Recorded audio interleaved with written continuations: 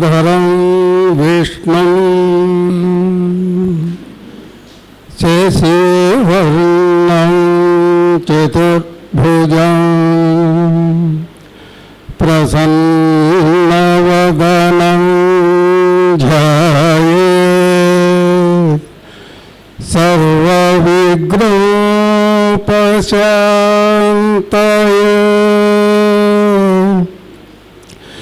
అజజా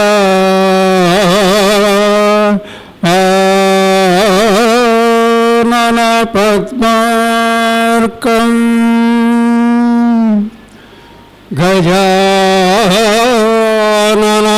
గజాననమహర్నిశం అనేకదం తం భక్తానాం ఏకదం తముపాస్మహే ఏకదం తముపాస్మహే. ఓం గం గణపతయే నమః.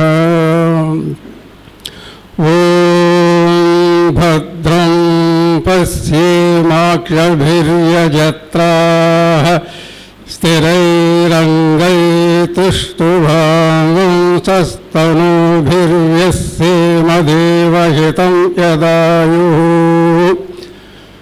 स्वस्ति न इन्द्रो वृत्रस्रवाः स्वस्ति नः पूषा विश्ववेदाः स्वस्ति नस्तार्क्ष्यो अरिष्टनेमिः स्वस्ति नो बृहस्पतिर्ददातु. ॐ सर्वेषां स्वस्तिर्भवतु. ॐ सर्वेषां शान्तिर्भवतु. ॐ सर्वेषां पूर्णं भवतु.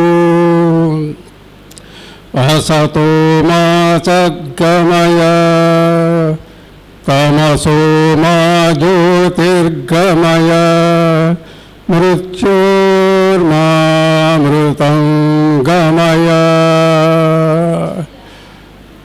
మనం దైనందిన కార్యక్రమంలో మనం తెలియకుండానే ఎన్నో పాపాలు చేస్తుంటాం. వాటన్నిటినీ క్షమించమని చెప్పి ఆ భగవంతుడు కోరుకుందాం. కరచరణకృతం వా కాయజం కర్మజం వా శ్రవణనయనజం వా మానసం వా అపరాధం విహితమవిహితం వా సర్వమేతక్షమస్వ. జయ జయ కరుణాబ్దే మహాదేవ శంభో శంకర. ఓం శాంతి శాంతి శాంతి. Thank you thank you thank you thank you.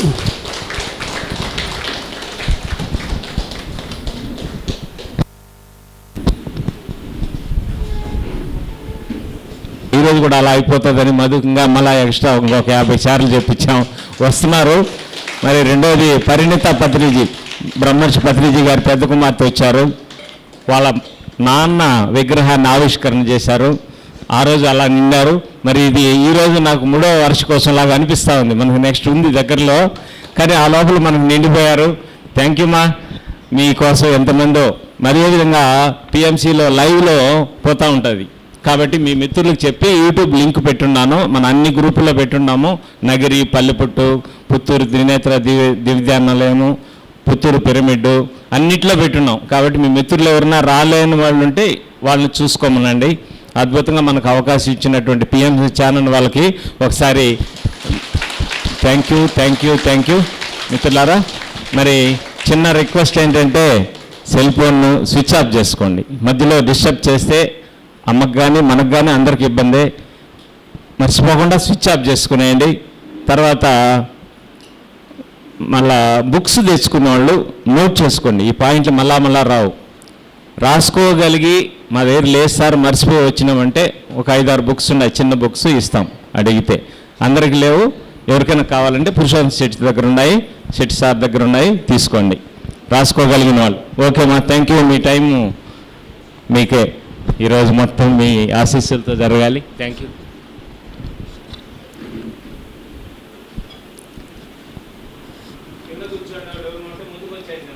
ముందుగా బ్రహ్మర్షి పితామహ పత్రిజీకి పాదాభివందనాన్ని తెలియచేసుకుంటూ, మరి ఈరోజు ఇంత అద్భుతంగా త్రినేత్ర పిరమిడ్కి వచ్చి మరి ఈ క్లాసును వింటున్నందుకు మరీ ధన్యవాదాలు మీ అందరికీ. మరి చక్కగా శ్రద్ధగా మీరు వింటున్నారు అంటే మీకు ఆత్మజ్ఞానం, బ్రహ్మజ్ఞానం ఎంత ఇష్టమో అర్థమవుతూ ఉంది. ఎందుకు అంటే పత్రిగారు కోరుకున్నది ఈ భూమి మీద అందరూ జ్ఞానులు కావాలి అని కోరుకున్నారు ఆయన. ఎందుకంటే జ్ఞానమే వాళ్ళ జీవితంలోకి వచ్చిన రోజుని శాంతిగా బతుకుతారని ఒకటి, ఇంకొక జీవిని కూడా శాంతిగా బతకనిస్తాం. మనం శాంతిగా ఉండడమే కాదు, సృష్టిలో సకల జీవుల్ని శాంతిగా హాయిగా బతకనిస్తాం. అందుకే పత్రిగారు కళ ఏం చెప్పేవారంటే, చివరి జంతువు ప్రాణంతో హాయిగా బతికి దాని మరణకాలం వరకు అది భూమి మీద ఉండాలి మేడం, నా పుట్టుకకి నా జన్మకి అర్థం అదే, నేను అందుకే భూమి మీదకి వచ్చాను అని చెప్తూ ఉండేవారు. అది చెప్తున్నప్పుడు పత్రిగారి కళ్ళల్లో ఎంతో ఆవేదన చూసేదాన్ని. ఎందుకంటే ఆయన దృష్టిలో ఒక చిన్న చేప పిల్లలో ఉన్న ఆత్మ, మానవుల్లో ఉన్న ఆత్మ ఒకటే అని పత్రిగారు తెలుసుకున్నారు. సత్యాన్ని తెలుసుకున్న సద్గురువులు ఎవరయ్యా అంటే పత్రిగారే. మరి అలాంటి పత్రిగారికి మనం శిష్యులమయ్యాము అంటే మనం కూడా చాలా గొప్పవాళ్ళమే. ఎందుకంటే ఒక సద్గురువు మన ముందు తరాలకి లేరు, మన తర్వాత తరానికి లేరు. మనమే ఆ గురువు దగ్గర విద్య ముక్కటా నేర్చుకున్నాం. మరి మనం ఎంత అదృష్టవంతులం. నేను చాలాసార్లు పత్రికారితో అనేదాన్ని, సార్ మిమ్మల్ని చూడక ముందు మరి రాముడి కాలంలో వానరులం కాలేదు, కృష్ణుడి టైంలో గోపికలం కాలేదు, మరి వాళ్ళు దేవుళ్ళు అన్నారు. దేవుడు ఏం చేస్తాడు అంటే సత్యాన్ని చాటి చెప్పడానికే అవతారంగా భూమి మీదకి వచ్చి దైవత్వం గురించి చెప్తాడు. మరి మీరు కూడా ఈ భూమి మీద అవతరించి సత్యాన్ని ధర్మాన్ని స్థాపించడానికి వచ్చారు. మరి అలాంటి సద్గురువు దగ్గర మేము విద్య నేర్చుకోవడము అంటే మరి ఎన్ని జన్మల పుణ్యం మాకుందో. ఇలాంటి గురువుల టైంలో మేము పుట్టాం. అప్పుడు పుట్టలేదనే బెంగ మాకు లేదు. ఇప్పుడు ఎలా పుట్టామో తెలియదు, కానీ ఈ పుట్టుకని సార్థకత చేసుకుంటున్నాం మేము. మానవ జన్మ పర్పస్ ఏంటి అంటే దైవాన్ని తెలుసుకునే ఏకైక జన్మ మానవ జన్మ. 84 లక్షల జీవరాశుల్లో ఏ జీవి దైవాన్ని తెలుసుకోలేదట. ఒక్క మానవుడే దైవాన్ని తెలుసుకునే జన్మ. అది అంత ఈజీగా వచ్చేస్తుందా అంటే రాదు. ఎంత డబ్బున్న వాళ్ళైనా ఈ భూమి మీద ఎన్ని సుఖాలు సంతోషాలు అమర్చుకున్నా ఎవరైనా దైవాన్ని తెలుసుకోవాలంటే ఈ డబ్బు కాదు, ఈ పేరు కాదు, ఈ పలుకుబడి కాదు, ఈ డిగ్రీలు కాదు, ఈ పదవులు కాదు. ఎవరైనా శ్వాస మీద ధ్యాస పెట్టి సాధన చేసిన వాడే దైవాన్ని తెలుసుకోగలడు.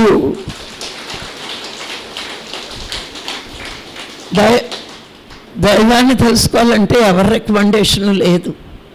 మనం కట్టుకున్న గుళ్ళల్లో గబ్బున దర్శనం కావాలంటే రికమెండేషన్ లెటర్ పనిచేస్తుంది. కానీ దైవాన్ని తెలుసుకోవాలంటే ఎవరు చేయాలి రికమెండేషను? మన మనసు ఒప్పుకోవాలి. మనసు ధ్యానం చెయ్యని ఒప్పుకుంటేనే మనసును బతిమాలుకోవాలి మనం. ఆ మనసు మనని ఆత్మ వైపుకి తిప్పాలి. ఇప్పుడు గమనించండి, సద్గురువులు అని ఎవరిని అంటారు అంటే సత్యం చెప్పేవాళ్ళని అంటారు. సత్యం ఏం చెప్పాడు? ఆత్మే దైవం. ఇదేగా గురువుగారు మనకి చెప్పింది. దైవం ఎవరు అని వెతుకుతున్న మనకి పిచ్చివాళ్ళారా దైవం ఎక్కడా లేదు. ఆత్మగా నీలోనే, నీతోటే, నీ వెంటే, నీ జంటే ఉన్నాడు. కానీ తెలియక బయట వెతుకుతున్నావు. వెతకాల్సింది బయట కాదు, అంతరంలో ఉన్నది నీలోనే. నీలో దైవాన్ని ఎట్టుకుని బయట వెతుకుతున్నావు అని సత్యాన్ని ఎలుగెత్తి చాటాడు మన గురువు గారు పత్రిజీ. మరి ధర్మం అంటే ఏంటి? నీకు బాధ కలిగితే నీకెంత దుఃఖం వస్తుంది, కానీ సాటి జీవుల్ని చంపేస్తున్నావే, నీ పిల్ల పాప బాగుండాలని కోరుకుంటున్నావే, మరి అవి కూడా భగవంతుడిచ్చిన ఆయుష్ పూర్తిగా అనుభవించాలని భూమి మీదకి వచ్చిన వాటిని సకల్లోనే చంపేసి నీ ఆనందం కోసం, నీ 3 అంగుళాల నాలిక రుచి కోసం చాటిని జీవిని చంపుతున్నాం. ఇది ఎక్కడ ధర్మం? ఎవరు చెప్పిన ధర్మం? ఎవరు రాసిన ధర్మం? ఈ ధర్మాన్ని అనుకున్నాం. ఆ కులంలో పుట్టి మేము తినొచ్చు అని మనకు మనమే శాసనాలు రాసుకున్నాం. ఏ శాస్త్రము ఏ ధర్మము చెప్పలేదు మనం మాంసం తినమని. అహింసకి మారు రూపమైన భారతదేశంలో, వేదాలు పుట్టిన దేశంలో ఏ వేదం చెప్పింది, ఏ ఉపనిషత్తు చెప్పింది మాంసం తినొచ్చు అని?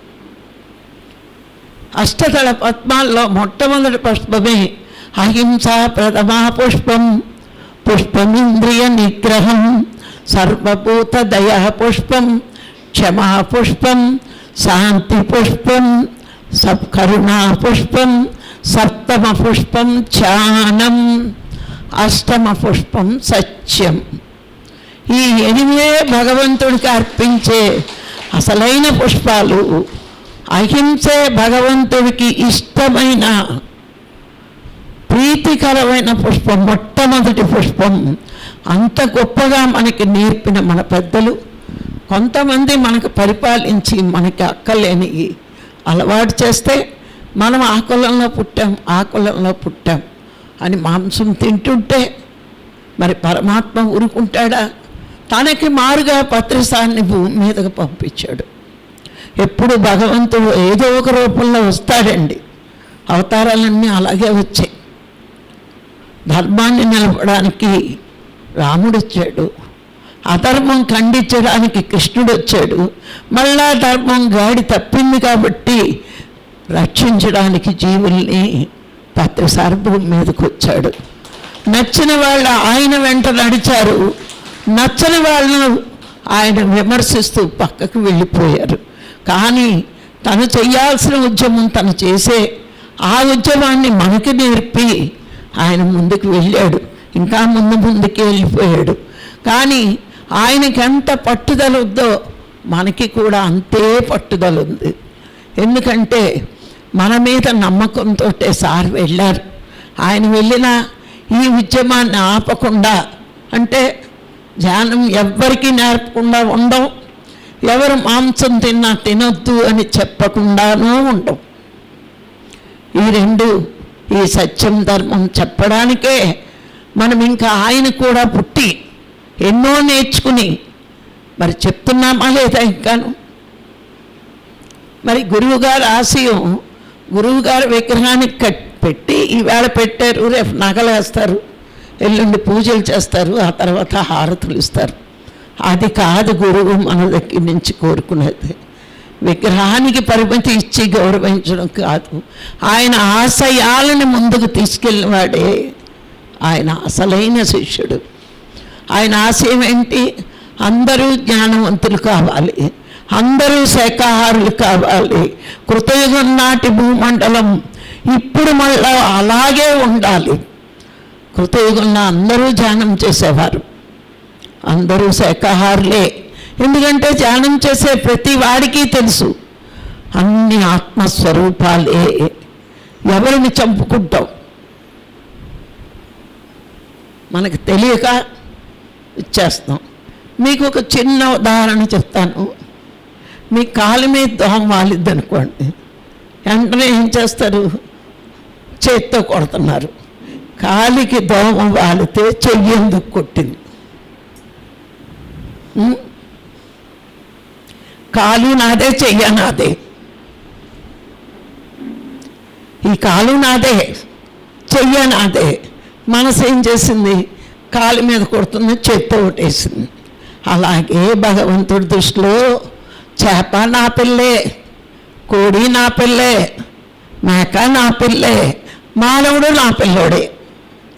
తన సంతానాన్ని రాక్షస మనస్తత్వం కలిగిన వాళ్ళు హింసిస్తే, మరి ధర్మం గాడి తప్పినప్పుడు తన బిడ్డలైనా రోగం అనే శిక్షేసి సంహరిస్తూ ఉంటాడు. అవును కదా. 100 సంవత్సరాల క్రితం మనకి ఇన్ని హాస్పిటల్స్ లేవండి. ఇప్పుడు ఎందుకు ఇన్ని హాస్పిటల్స్ ఉన్నాయి? పత్రికారు చెప్తూ ఉంటారు, చిన్న చిన్న పాపాలే చిన్న చిన్న రోగాలు, పెద్ద పెద్ద పాపాలే పెద్ద పెద్ద రోగాలు. చిన్నగా ఎవరిని చంపకుండా అబద్ధం ఆడి పిచ్చి పనులు చేస్తే చిన్న రోగాలు, కోడిని మేకని తింటే పెద్ద రోగాలు. అవేనండి, ఇంకేం లేదు. ఆయన తపనంతా భూమండలం శాకాహారం కావాలని. అందుకే మన మాస్టర్లు మనం ఎక్కడ మర్చిపోతామో అని మధ్య మధ్యలో క్లాసులు చెప్పి మళ్ళా మళ్ళా మళ్ళా మనని ధ్యానం మీద పట్టు ఇంకా గట్టిగా తీసుకొస్తున్నారు. మరి అంత బాగా మనందరినీ తయారు చేశాడు. తెలుగువాడి లోకానికి వెలుగువాడు అన్నాడు ఆయన. అంటే తెలుగువాడిగా ఎందుకు పుట్టాడు అంటే లోకాన్ని వెలుగునిచ్చేవాడు మన తెలుగువాడే కాబట్టి. ప్రపంచ దేశాలకి సాధన అన్నది ఈ లోకంలో ఇప్పుడు నేర్పేది మన తెలుగు వాళ్ళే. అందుకే ఆయన తెలుగువాడిగా జన్మ తీసుకున్నాడు. మనకే ముందు చెప్పాడు, మనకున్నంత లిటరేచరు ఏ భాషలోనే లేదు. పత్రికారు లిటరేచర్ అంతా తెలుగులో ఎక్కువ ఉంది. చాలామంది చెప్తూ ఉంటారు, మీకున్న లిటరేచర్ మాకు లేదు అండి. అందుకే రాఘరావు గారు కన్నడ, హిందీ, ఇంగ్లీష్ ప్రతి పుస్తకం ట్రాన్స్లేషన్ చేయించే కార్యక్రమంలో ఆయన ఉన్నారు. ఇప్పటికే 25 పుస్తకాలు అన్ని భాషల్లోకి వెళ్ళిపోతున్నాయి, ఇంకా వెళ్తాయి. ఎందుకంటే రాఘరావు గారిని పత్రికారు వెతికి వెతికి పట్టుకున్నాడు, మామూలుగా పట్టుకోలేదు. మీకోసం ఎన్నాళ్ళు తిరిగానయ్యా అన్నాడు. ఒక రామకృష్ణ పరమహంసని వివేకానంద వచ్చే వరకు వెతికేవాడట రామకృష్ణ పరమహంస. ఫస్ట్ టైం చూడగానే నీకోసం ఎంత వెతికానో తెలుసా అన్నాడట. అప్పుడు వివేకానందుడికి అర్థం కాల. విదేశాలకి పంపి ఈ జ్ఞానం బోధించినప్పుడు వివేకానందుడికి అర్థమైందట, ఓ నా కోసం గురువుగారు వెతికారంటే ఇందుక నన్ను. మరి ఆయన జ్ఞానం వెనక నుంచి గురువుగారు ఇవ్వకపోతే ఏమీ తెలియని పుట్టుతోనే వచ్చేసిందా వివేకానందుడికి? రాలేదు. రామకృష్ణ పరమహంస అంత తయారు చేసి విదేశాలకు పంపాడు. అప్పుడు ఇంకా ఆయనకి ఆత్మదర్శనం కలగలేదు. రామకృష్ణ పరమహంస 3 రోజులకి మరణిస్తాడనగా అప్పుడు వివేకానందుడికి ఆత్మదర్శనం కలిగింది. అప్పుడు చాలా ఏడ్చాడు వివేకానందుడు.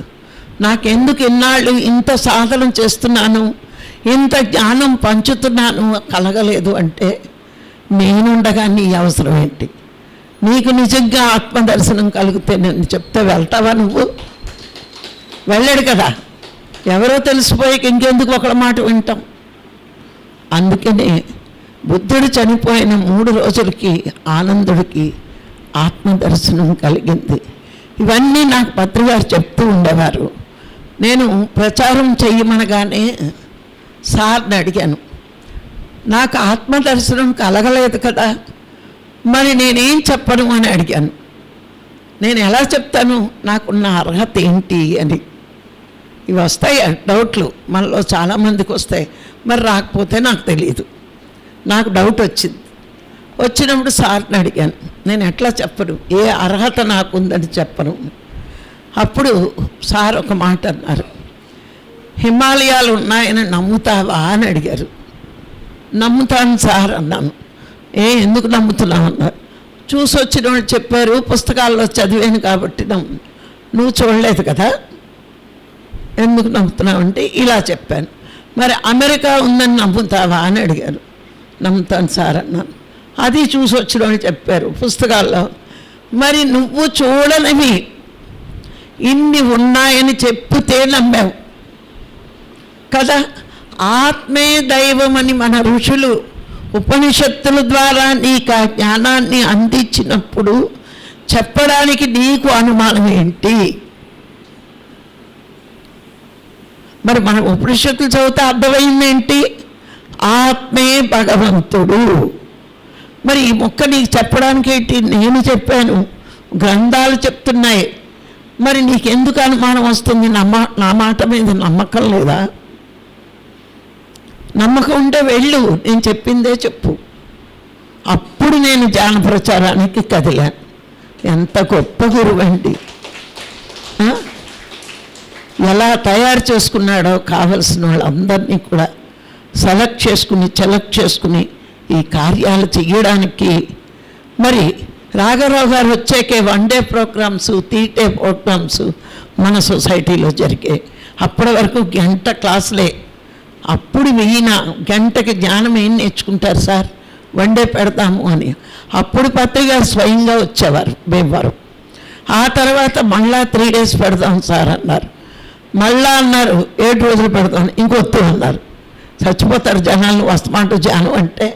వాళ్ళ సంసారాలు వాళ్ళు చేసుకొని కొంచెం 3 రోజులు చాలేవయ్యా అని అంటే, ఇది మనం చేస్తున్నాము. క్లాసులు చెప్పిన వాళ్ళం కానీ, ప్రోగ్రామ్స్ పెడుతున్న వాళ్ళం కానీ మనమే చేస్తున్నాము అనుకుంటే ఇంకా మనం అజ్ఞానంలో ఉన్నట్టే.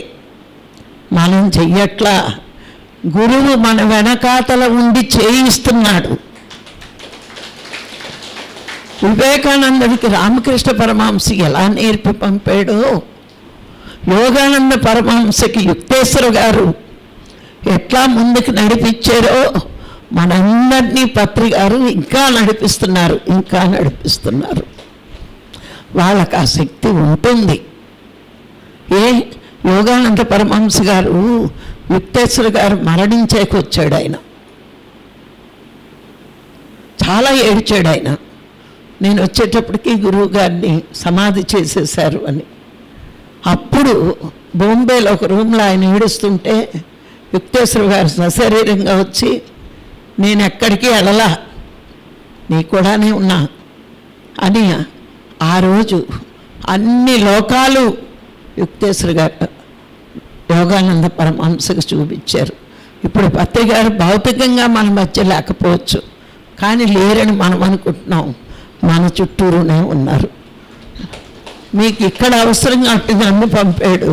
నేను చెప్పే మాటలు మీకు అవసరం కాబట్టి మిమ్మల్ని రప్పించే డ్యూటీ గురువుగారు తీసుకున్నారు. ఎందుకు అంటే ఇంతటి జ్ఞానం మనం పంచగలిగే శక్తి ఉంది అనడానికి నేను మొన్న ట్రైన్లో వస్తూ ఉంటే నేను పుస్తకాలు చదువుకుంటున్నాను. ఒక చిన్న అమ్మాయి, అంటే ఇంకా పెళ్ళి అవ్వలేదు, పెళ్లి వయసు వచ్చింది, పెళ్ళి రెడీగా ఉంది.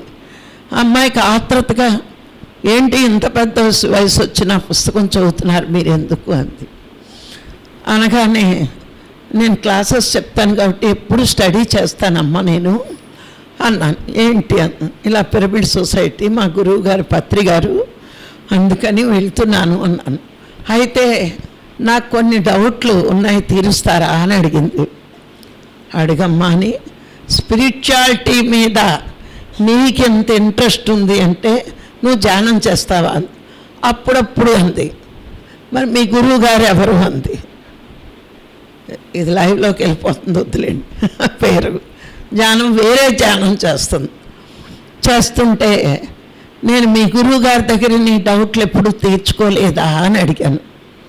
మరి అంతే కదా, పోన్లే మీ గురువు గారి వల్ల డౌట్లు తీరపోయినా పత్రిగారి శిష్యురాలు నీకు డౌట్లు తీరుస్తుందంటే నేను చాలా గొప్పదాన్ని, మా గురువు దగ్గర చాలా నేర్చుకున్నానని నాకు అని అన్నానమాట.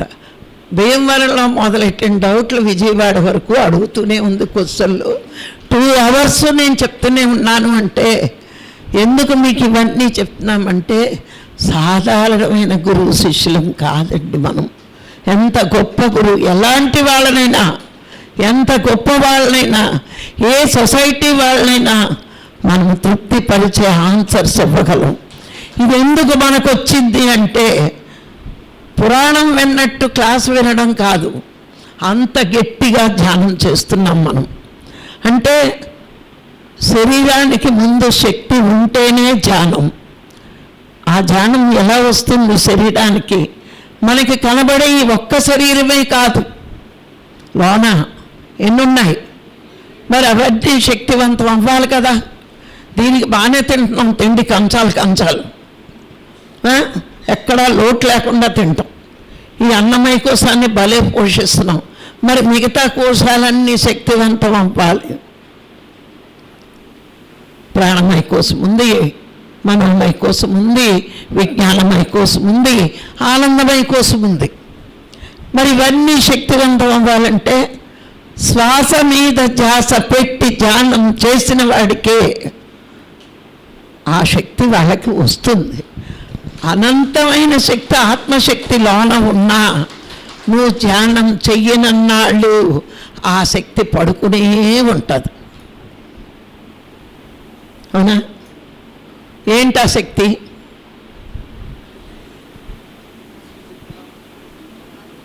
పడుకుని ఉన్నది విశ్వశక్త.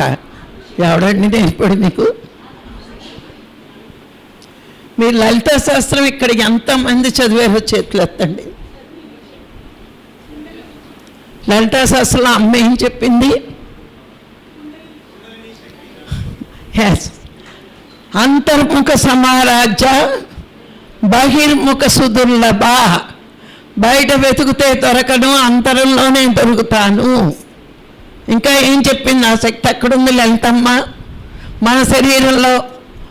దాన్నే లలితా శక్తి అంటారు, కుండలిని శక్తి అంటారు. అంటే జంతు జన్మల వరకు వచ్చిన ఆ శక్తి మానవ జన్మ తీసుకున్న అప్పుడు మూలాధారంలో సుషుప్న నాడిలో 3.5 చుట్లు చుట్టుకుని ఉంటుంది. పత్రికారు ఆషామాషిగా శ్వాస మీద ధ్యాస పెట్టమని లేదండి. మీకు ఇది చదివితే మీకు అర్థమైతే పక్క ధ్యానాలు చేయరు. పక్కోడు ఎవడైనా నెత్తి మీద పెడితే మీ నెత్తివ్వరు. చాలామందికి ఎవడైనా ఇలా పెడితే చాలు జుమ్మని వచ్చేసిద్ది అంటారు. ఏమీ రాదు, జుమ్మని. మనం శ్వాస మీద ధ్యాస పెడితే వస్తుంది. అయితే అందులో ఒక శ్లోకం ఉంటుంది.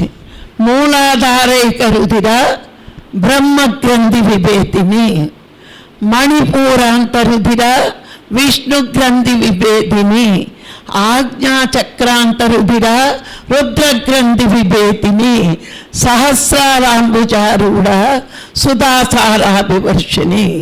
ఈ శ్లోకం ఉందా లేదా? ఏం సార్ చెయ్యెత్తారు? మీరు చదివానని చెయ్యెత్తారు. అంటే అమ్మ ఎక్కడుంది? మూలాధార చక్రం మీకు తెలుసు కదా. మా కెమెరాకి అడ్డం రాకూడదు సార్, రూట్ మార్చండి.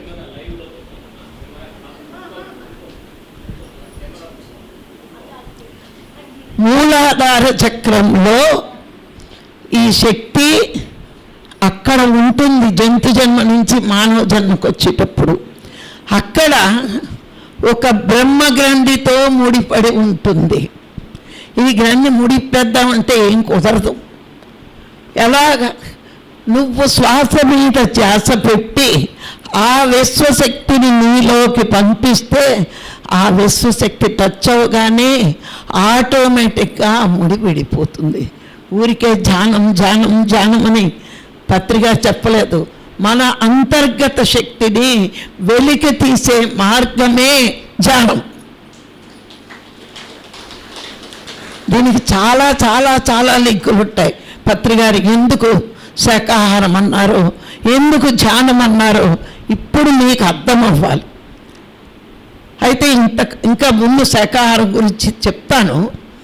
ఇప్పుడు ఇంకా మనం లోతులకు వెళ్తే ఇక్కడ పరాశక్తి అపరాశక్తి విన్నారా మీరే? అంటే పరాశక్తి అంటే పరమాత్మ నుంచి వచ్చేది, పరమాత్మకు రూపం లేదు, అక్కడి నుంచి వచ్చే విశ్వశక్తినే మనం ఆ శక్తి అంటాం. మరి ఈ ప్రకృతి అంతా కూడా పరమాత్మ యొక్క శక్తితో ప్రకృతి నడుస్తుంది. ఈ పంచభూతాలు, ఈ సూర్యచంద్రులు, ఈ మనసు, ఇవన్నీ కూడా. అయితే అక్కడ కూడా ఆ శక్తే ఉంది. దాన్ని ఏమంటారు అంటే అపరాశక్తి. కనిపించేది అపరాశక్తి, కనబడనిది పరాశక్తి. ఒక్క మాటలో మీరు నేర్చుకోవాలంటే. అందుకే ఈ ప్రకృతి ద్వారా వచ్చిన శాకాహారం అపరాశక్తితో తయారవుతాయి. విశ్వశక్తే, అన్నీ విశ్వశక్తే, కానీ మనకు అర్థం అవ్వడానికి మహాత్ములు ఇలా డివైడ్ చేశారు. అంటే శాకాహారం అంతా అపరాశక్తే, కానీ ఆ విశ్వం నుంచి వచ్చే విశ్వశక్తితో అవి పెరుగుతాయి.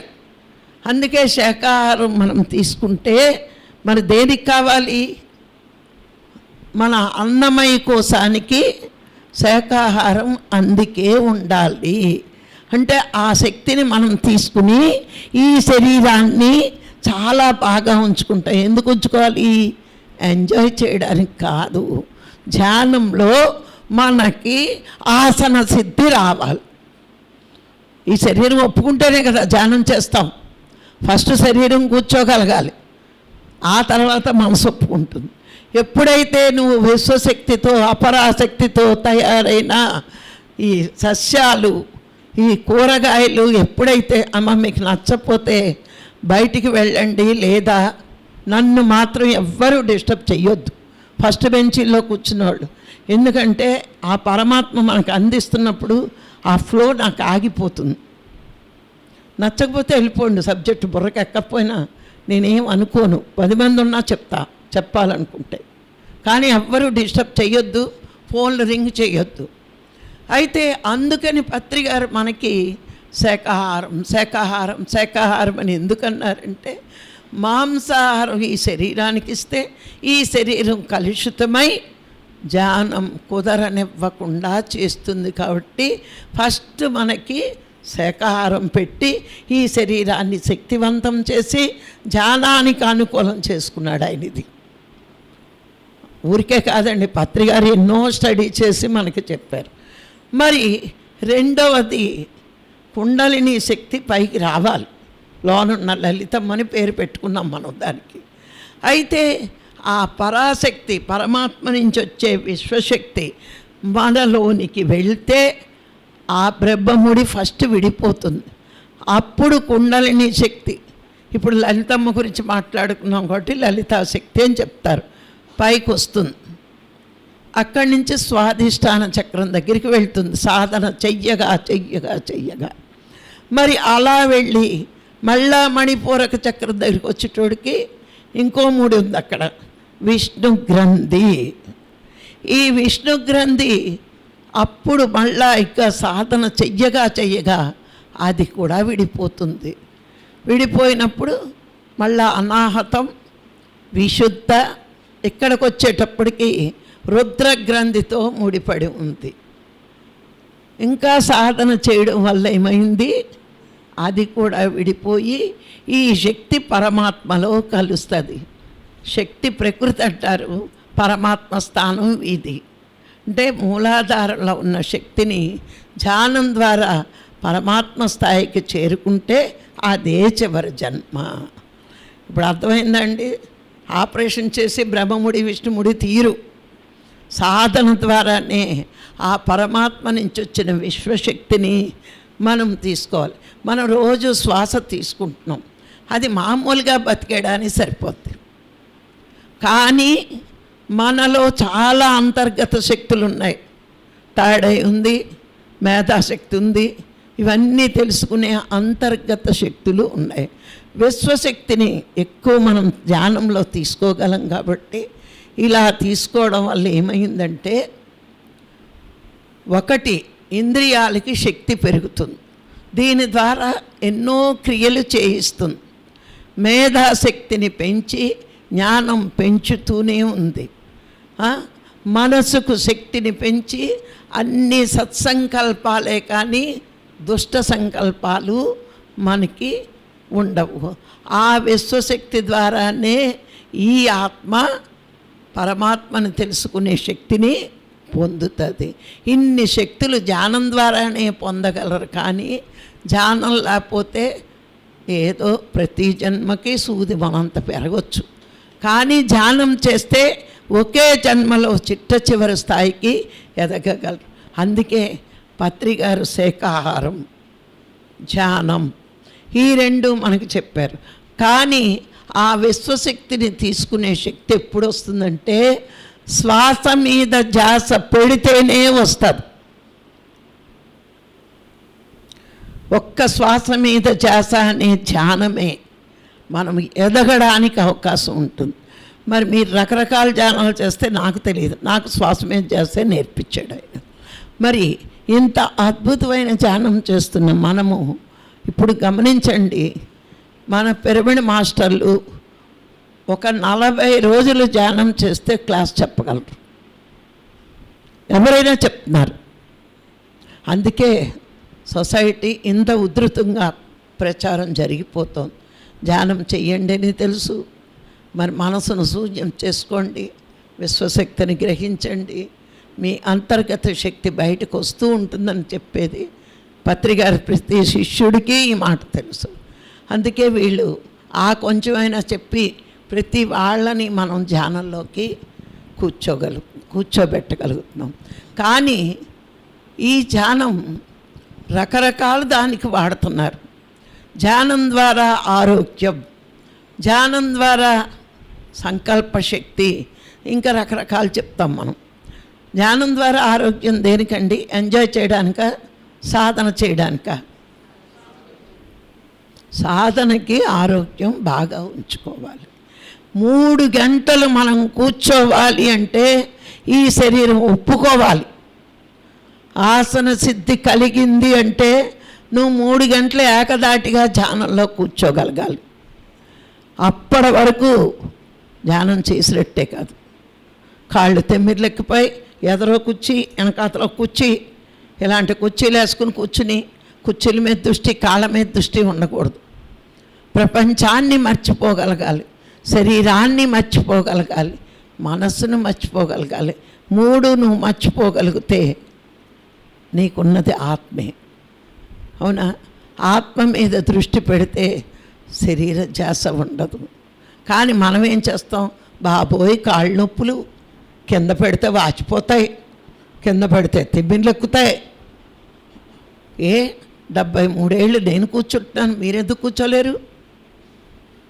పట్టుదల అది ఉంటే ఏదైనా సాధిస్తాం. మీకు చిన్న ఉదాహరణ చెప్తాను. నా వయసు వాళ్ళని ముసలోళ్ళే అంటారు. ఎక్కడి నుంచి అక్కడికి నడవం, బండి రావాలి, కారు రావాలి, ఎవడైనా బైక్ వేసుకుని రావాలి, నేను నడవలేనురా అంటారు. ఒక పాము బయటకు వచ్చి అలా మన ముందు నుంచి వెళ్తే పీటీ ఉషలా పరిగెడతారు. ఓసారి ఊహించుకోండి, బాబోయ్ బాబోయ్ అంటున్నామా లేదా? అప్పుడు ఎక్కడి నుంచి వచ్చింది శక్తి? పక్కింటికి కూడా నడవలేనని ఎవరినైనా సాయం తీసుకుని నడుస్తున్నాం. అంటే మనలో అనంతమైన శక్తి, నీకేది ఉందో నాకు అదే ఉంది. కానీ దాన్ని బయటికి తీయడం మాని నేను పెద్దదాన్ని అయిపోయాను, నాకు వయసు అయిపోయింది, రకరకాల కారణాలు చెప్తాం పని ఎగదొప్పడానికి. ఇంట్లో వాళ్ళు కూడా మనం అంటే గారం ఎక్కితే నువ్వెందుకు చేయడం మేము చేస్తాను. ఇప్పుడు అలా అనర్లేండి, మనమే అంటాం. అంటే అందరికీ శక్తి ఉంది, అది మరిచిపోయారు. అది పత్రికారు వచ్చాక ఒకటే చెప్పాడు, అనంతమైన శక్తి నీలోనే ఉంది, దాన్ని వెలుపలికి తీసే మార్గమే ధ్యానం. అవునా కాదా? ఇప్పుడు 73 ఏళ్ల వయసులో నేను ఇక్కడికి వస్తున్నాను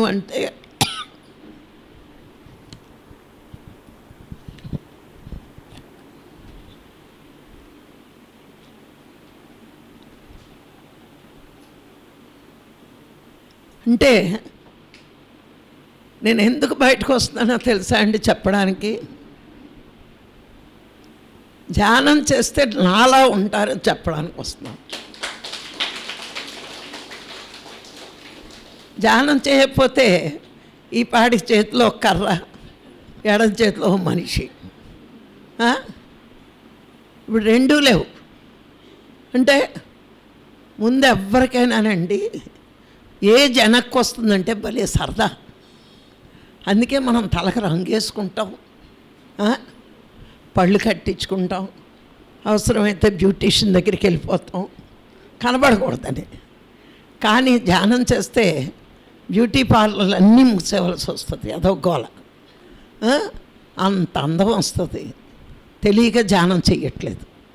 ఎందుకంటే ఆ బ్యూటీషియన్కి ఏదో అప్పున్నారు, ఇచ్చే వరకు రారాళ్ళు, ఇచ్చేసాక వస్తారులేండి ఇందులోకి. ఇప్పుడు ఏంటి అంటే మనం ఎన్ని చెప్పుకున్నా మన ఉపనిషత్తులు ఏం చెప్తున్నాయంటే ధ్యానం అంటే భగవంతుణ్ణి చేరుకునే ఏకైక మార్గం ధ్యానం, ఇంకేం కాదు. ఎంత డబ్బు భూమి మీద ఉన్నా ఎవరైనా ధ్యానం చేయవలసిందే. సత్యలోకానికి ఇంకా ఫ్లైట్లు వేయలేదు. ఈ భూమండలం మీద ఎక్కడికైనా వెళ్ళడానికి ఫ్లైట్లు రెడీగా ఉంటాయి. సత్యలోకానికి వెళ్ళడానికి అపరకోటీశ్వరుడైన కళ్ళు మూసుకొని శ్వాస మీద జాసెట్టాల్సిందే. దానికి ఇంకా ఫ్లైట్లు కనిపెట్టలేదు. అందుకనే ఎవడైనా కళ్ళు మూసుకుని శ్వాస మీద జాస పెడితే ఎప్పుడూ చచ్చిపోయేకొచ్చేది కాదండి మోక్షం అంటే. బ్రతికుండగానే భూమి మీద ఉండగానే ఆనంద స్థితిలో ఉండడమే మోక్షం. అది ఎవరికి దొరుకుతుంది? ఒక్క ధ్యానికే దొరుకుతుంది. ధ్యానం చేసి జ్ఞానం పొందడం అంటే అన్నిటి మీద భ్రాంతులు వదులుకుంటాడు. ఎందుకు వదులుకుంటాడు తెలుసా? వచ్చేటప్పుడు ఏది తేలా, వెళ్ళేటప్పుడు ఏది పట్టుకెళ్ళను. ఇంతకంటే గొప్పది పరమాత్మ సృష్టి ఇంత అందంగా ఉంటే పరమాత్మని చేరుకుంటే ఇంకెంత ఉంటుందో అని ఒక జ్ఞానికి తెలుసు. కాబట్టే వస్తే వచ్చిందిలే, రాపోతే రాలేదులే అనుకుంటాడు. పత్రిసారి చెప్తూ ఉండేవారు, నువ్వు ప్రయత్నించినా రాలేదంటే పైనుంచి వచ్చినప్పుడు నీ ప్లాన్లో అది లేదు. ప్రయత్నిస్తే వచ్చిందంటే అక్కడ ప్లాన్లో ఉంది కాబట్టి వచ్చింది. అందుకని రాలేదని ఎప్పుడు చింతపడకు, నీ ప్లాన్లో లేదు కదా. లేనిది ఎలా వస్తుంది? అక్కడి నుంచి వచ్చేటోడు నువ్వు ఇలా ఉండాలని వచ్చావు, అలాగే ఉంటావు. నువ్వు అలా ఉండాలని రానప్పుడు నువ్వు ప్రయత్నించినా నీ దగ్గరికి రాదు. ప్లాన్లో ఉన్నదే ఇల్లులో వస్తుంది. అదా ఈ గది టూ, ఆ గది టూ, ఈ గది టూ, ఈ గది టూ. ప్లాన్ వేస్తామా లేదా? ప్లాన్లో లేని ఏమైనా మన ఇంట్లోకి వస్తాయా? గోడలో కిటికీలును. అలాగే ఆ లోకాల్లో నువ్వు ఏ ప్లాన్ చేసుకుని వచ్చావో అదే నీ వర్తమాన జీవితంలో ఉంటుంది. అందుకని ఎప్పుడు బాధపడకు. నువ్వు ప్రయత్నించినా రాలేదంటే నీ ప్లాన్లో అది భాగం కాదు. దానికోసం వర్రీ అవ్వకు. నువ్వు వద్దనుకుని వచ్చావు, మళ్ళీ ఇప్పుడు లేదని ఏడిపేటి. అందుకే ధ్యానంలోకి వచ్చినోడికి ఏడవడు. అది నా ప్లాన్లో కాదు. నీకు ఆడపిల్లలు పుట్టాలని వచ్చి మగపిల్లలు లేదని ఆడవడం ఏంటి?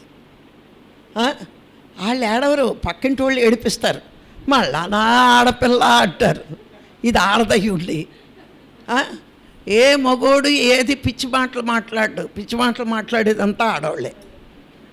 మీ కోళ్ళ కట్నం ఎంత తెచ్చింది, మీ కోళ్ళ సారి ఎంత తెచ్చింది, మీ కోడలకి మళ్ళా ఆడపిల్లేదా? అది కంటే దీనికి బాధ ఏంటో నాకు అర్థం కాదు. ఇది ఆడదగి ఉండి ఇంకో ఆడపిల్ల పుడితే వాళ్ళు ఆడవరు. పోనీ ఎవరికైనా పిల్లలు లేరనుకో, ఇంకా పుట్టలేదా? బుద్ధి లేని మాటలు నేను అంటూ ఉంటాను. అది అప్పు లేదేమో, చక్కగా హ్యాపీగా ఎంజాయ్ చేస్తుంది. రుణానుబంధ రూపేణ పశువులు పక్షులు సతులు సుతులు అన్నారు. మనందరం గంపెడి అప్పులు చేసి తెచ్చుకున్నాం. అందుకే పెద్ద అప్పుగాడు ఎవడంటే పిల్లలే. అందరికంటే పెద్ద అప్పు మన పిల్లలే. అందుకే మన ఆస్తి తీసుకుపోతారు. ఆస్తి ఇచ్చే అంత అప్పు చేసి వచ్చాం. ఏదో సంబడపడిపోతాం, నా కొడుకు నా కొడుకు నా కొడుకు అని. ఇవన్నీ తెలుసుకుంటే ఎవడో సంబడం పడ్డం, లేనివాళ్ళు హాయిగా ఉన్నారు, అప్పు లేకుండా వచ్చారు అనుకుంటాం. ఎందుకు వచ్చింది? మనకి ధ్యానం కుదరలేదని ఆడవాలి. పక్కింట్లో ఆడపిల్ల పుడితే మనం ఆడటం ఏంటి అసలు? అవునా?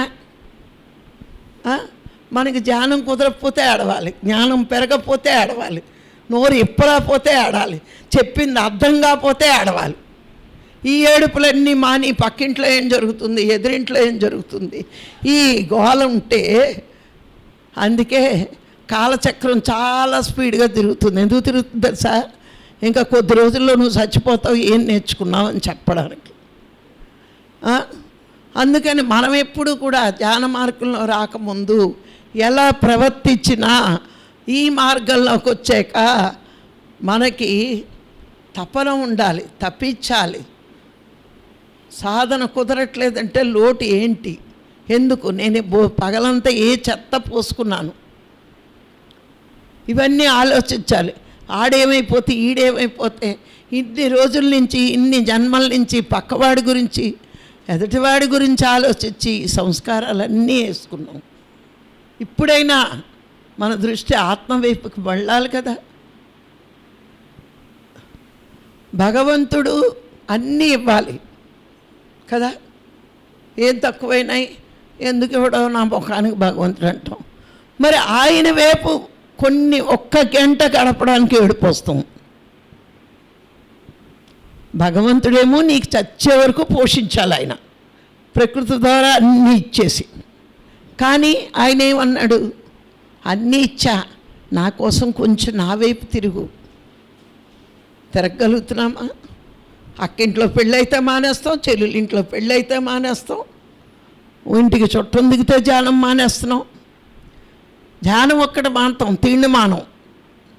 ధ్యానం ఒకటి మానతాం, పడుకోవడం మానం. అంటే అర్థం ఏంటి? అన్నీ ఫస్ట్ ప్రయారిటీ ఇచ్చుకుని భగవంతుడికి లాస్ట్ ప్రయారిటీ ఇస్తాం. మనకి ధ్యానం ఎక్కడ కుదురుతుంది? నువ్వు ఆయన ఫస్ట్ ప్రయారిటీ, పత్రికారులాగా అయిపోతాం మనం కూడా. ఇవ్వం కదా. లోపం సృష్టిలో ఏదీ లేదు, మనలోనే ఉంది. మన శ్రద్ధ, మన తపన, మన బద్ధకం లేకుండా ఉంటేనే సాధనలో ఫస్ట్ ఉంటాం. ముందు మనందరికీ సాధన ఎందుకు అర్థం అవ్వాలి. భగవంతుణ్ణి చేరుకునే ఏకైక మార్గమే ధ్యానం. నువ్వు ముందు నీలో ఉన్న పరమాత్మని తెలుసుకుంటే సృష్టిలో ఉన్న పరమాత్మ, అంతా ఉన్న పరమాత్మ అర్థమవుతాడు. ఇప్పుడు మీరు ఒక చిన్న మర్రి విత్తనాన్ని చూస్తారు, ఇది మర్రి చెట్టు అవుతుంది అని తెలుస్తుంది కదా. అలా అని ఊరుకుంటారా? అది విచారణ. విశ్లేషణ అంటే ఇంకా ఎంత ముందుకెళ్తారు అంటే, భగవంతుడి శక్తి ఎంత అద్భుతం. ఈ బుజ్జి విత్తనంలో పెద్ద మహావృక్షాన్ని దాచాడు. ఎప్పుడైనా ఆలోచించామా? కారు లేకపోతే ఏడుస్తాం, మేడ లేకపోతే ఏడుస్తాం, కానీ అర్థం అవ్వకపోతే ఆడం. ఇలా ఆలోచించామా ఎప్పుడైనా? ఎంత అద్భుతం. ఒక చిన్న ఆవగింజంత విత్తనంలో పెద్ద మహావృక్షాన్ని దాచాడు. ఒక వృక్షమేనా? అక్కడికి వచ్చిన ప్రతి విత్తనము ఒక వృక్షమే ఆ చెట్టు నుంచి. అంటే ఎన్ని చెట్లు దాచాడు అందులో. ఎవరికి సాధ్యం? ఎవరికి సాధ్యం? భగవంతుడి శక్తిని అంచనా వేసే శక్తి మామూలు మానవుడికి ఉంటుందా? ఆ సాధన చేసి చేసి చేసి ఆత్మను దర్శిస్తే, ఆత్మవైపు తిరిగితేనే ఈ చిన్న విషయాలు తెలుస్తున్నాయి మనకి. మరి పూర్తిగా భగవంతుడి దగ్గరికి వెళ్తే విశ్వమంతా అర్థం కాదా? అందుకే అన్నాడు, ముందు నువ్వు ఆత్మను దర్శించు, ఈ విశ్వం నీకు అర్థమవుతుంది. అర్థమయ్యాక ఇంకా జన్మించాల్సిన అవసరం లేదు. అర్థం కాకపోతే మళ్ళా పుట్టాలి అర్థం చేసుకోవడానికి. ఏ ఒక్కటి నేర్చుకోపోయినా నేర్చుకోవడానికి మళ్ళీ రావాలి. కానీ గురువు వచ్చి చెప్పేశాడుగా, బయట ప్రపంచం నేర్చుకోవాలంటే లోన ఉన్న ఆత్మని తెలుసుకో. దీని మూలం ఇక్కడుంది. లోనకెళ్ళు. లోనికి వెళ్ళినప్పుడు ఆత్మదర్శనం అయినప్పుడు సృష్టి నీకు అర్థమవుతుంది. ఎందుకు? ఇక్కడ ఉన్నది ఆత్మే, అక్కడ ఉన్నది ఆత్మ, అక్కడ ఉన్నది ఆత్మ. ఇప్పుడు ఒక సముద్రాన్ని చూసామమ్మా, దాని టేస్ట్ ఎలా ఉందంటే సముద్రం అంతా తాగియాలా? అక్కలా ఒక చిన్న నీటి బొట్టు తీసి నాలుక మీద వేస్తే ఇది ఉప్పగా ఉంది అని తెలుస్తుంది. అలాగే నువ్వు ఆత్మను దర్శిస్తే సృష్టి అంతా నిండి ఉన్న పరమాత్మ నీకు అర్థమవుతాడు. ముందు మనలోకి మనం వెళ్ళి మన ఆత్మని మనం తెలుసుకుంటే, మనలో ఉన్నది ఆత్మ అంటాం, సృష్టి అంతా ఉన్నది సర్వాత్మ అంటున్నాము. కానీ ధ్యానంలోకి వచ్చే వరకు మానవ జన్మ గొప్పతనం ఎవ్వరికీ తెలియదండి. ఇక్కడికి వచ్చేకే, సాధన చేసేకే ఈ మానవ జన్మ గొప్పతనం మనకు అర్థమవుతుంది. అంతవరకు ఏదో పుట్టేమా, సంసారాన్ని బాగా చూసుకున్నామా, పెరిగామా, కొంచెం ఏదో దేవుడు ఉన్నాడు అని నాస్తికత్వం నుంచి ఆస్తికత్వానికి వచ్చేసామా, ఇంక చచ్చిపోతే చాలు. ఇదే ఇదే ఇదే అందరికోలా ఇదే. అందుకే నేర్పడానికి వచ్చాడు ఆయన. ఎంతమంది అంటున్నారు, పూర్వీకులు నేర్పిన సేపు అలాగే ఉన్నారు, అందుకే గురువు వచ్చాడు. ఈ మూర్ఖుల్ని కొంచెం ఏడుపుల్లోంచి నవ్వుల్లో తీసుకొద్దాం. మరి ఎంతమంది ఉన్నారు, పూర్వీకులు చెప్పారు అని చెప్తున్నారు. మరి పత్రికారు చెప్పాక ఎంతమంది దీని మీదకి ఆసక్తి ఉన్నారంటే ఒక గంట. ఇప్పుడు పండగ అంటే ఏంటి? పూజ కంటే కొత్త బట్టలకి. పండగ వస్తే పూజ ఎలా చెయ్యాలి, ప్రసాదం ఎలా చెయ్యాలి ఆలోచన లేదు. ఏం చీర కొనుక్కోవాలి, ఏ టైలర్ దగ్గర బ్లౌజ్ కుట్టించాలి, అది మళ్ళీ అడ్వర్టైజ్ చేయడానికి కట్టేసుకుని గుడికి ఎప్పుడు వెళ్ళాలి. మీ అందరి మెంటాలిటీలు ఇద్దులోకి వినబడతాయి నాకు. మళ్ళా ఆ పూజ అయిపోయాక వాట్సాప్లు, ఫేస్బుక్లు. భగవంతుడు మెచ్చాడా లేదా కానీ ఎన్ని లైక్లు వచ్చాయో, ఎన్ని లైక్లు వచ్చాయో, ఎన్ని షేర్లు వచ్చాయో. దేవుణ్ణి కూడా లైకులు షేర్లలో పెట్టేశారు వీళ్ళు. ఇది మన పూజ.